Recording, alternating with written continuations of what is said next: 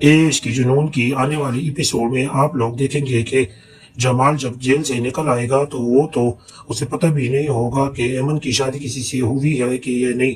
وہ تو ایمن کو بہت چاہتا تھا، کیونکہ جب اس کی شادی نہیں ہوئی تھی تو اس کے پیچھے مارا مارا پھرتا تھا۔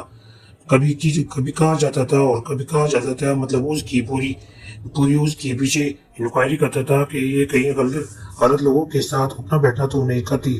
دوسری طرف دیکھا جائے تو راہب اپنے ثبوتوں کے ساتھ اپنے سارے ثبوت اکٹھے کر رہا ہے۔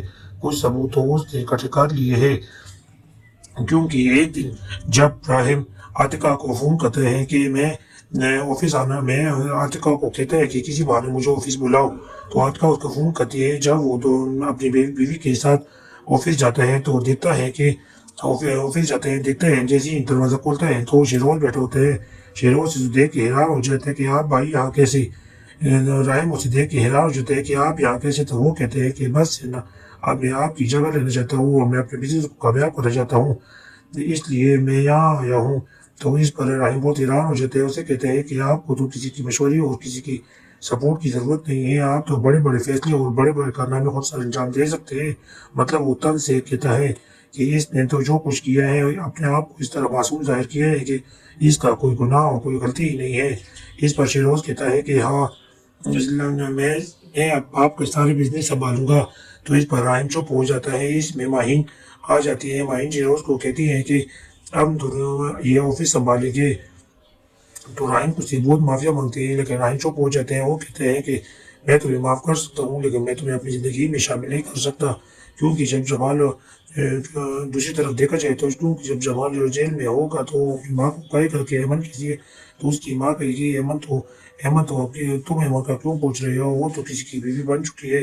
جمال کہتا ہے کہ ایسے کیسے ہو سکتے ہیں، میں جب جیل سے نکلوں گا تو میں سب کا سر اڑا دوں گا، وہ کسی کی بیوی بن سکتی ہیں، اس کے ساتھ میں نے پیار کیا ہے، وہ صرف میری ہوگی، وہ صرف میرے ساتھ ہی شادی کرے گی، آپ دیکھنا کہ میں ان کے ساتھ کیا کروں گا۔